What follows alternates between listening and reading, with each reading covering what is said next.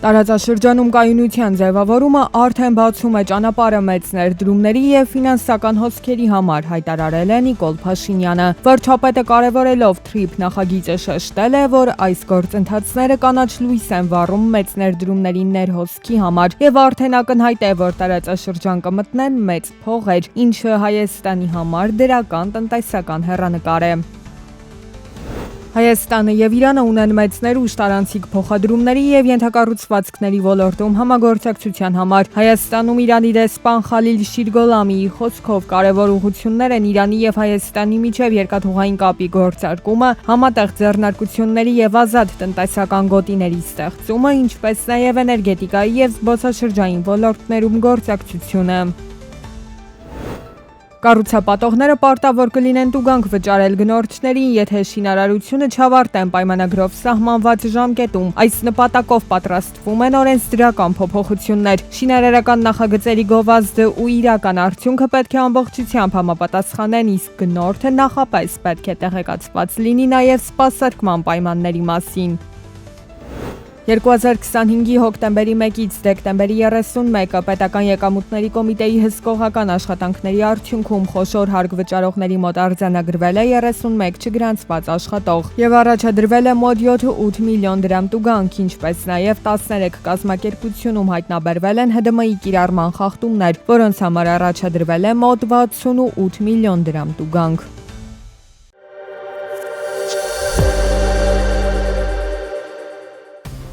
Չինաստանն ու Արաբական Միացյալ Էմիրություններն Իրանի խոշորագույն առևտրային գործընկերներն են, ինչի հետևանքով նրանք հայտնվում են այն երկրների ցանկի առաջին հորիզոնականներում, որոնց կարող է սպառնալ Դոնալդ Թրամփի 25%-անոց հակաիրանական մաքսատուրքը։ Հիշեցնենք, Թրամփը հայտարարել էր, որ կսահմանի 25% մաքսատուրք այն երկրների ապրանքների նկատմամբ, որոնք բիզնես են վարում Իրանի հետ։ Համաշխարհային բանկը բարելավել է համաշխարհային տնտեսական աճի կանխատեսումը ընթացիկ տարվա համար։ 2026 թվականի աճի կանխատեսումը բարձրացվել է մինչև 2.6%։ Վերլուծաբանները դա բացատրում են առևտրի կտրուկ ակտիվացմամբ։ Ռուսաստանի միջազգային պահուստները դեկտեմբերի 26-ի դրությամբ կազմել են $763.9 միլիարդ, մեկ շաբաթում աճելով 11.3 միլիարդ դոլարով։ Ռուսաստանի բանկի տվյալներով սա 1.5% աճ է, որը հիմնականում պայմանավորված է ակտիվների դրական վերագնահատմամբ։ Միջազգային պահուստները ներառում են արտարժույթ, ոսկի և այլ ֆինանսական ակտիվներ։ Նախորդ տարի տարերային աղետների պատճառով համաշխարհային տնտեսության ընդհանուր վնասը կազմել է $224 միլիարդ, ինչը մոտ 40%-ով պակաս է 2024-ի ցուցանիշից։ Տարվա ամենախոշոր աղետը Կալիֆոռնիայի անտառային հրդեհներն էին $53 միլիարդ վնասով, որից մոտ $40 միլիարդ ապահովագրված էր։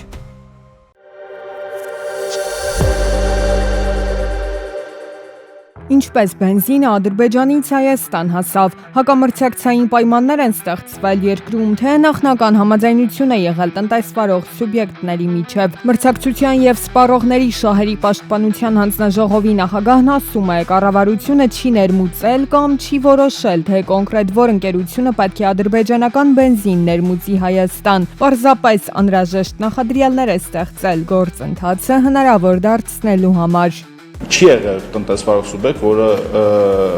մեր հետ շփումների արդյունքում ասել է, որ ինքը չգիտեր, որ գիտեք, կարելի է գնալ բերել, որտեղ հիմա լավ, այս պահին արդեն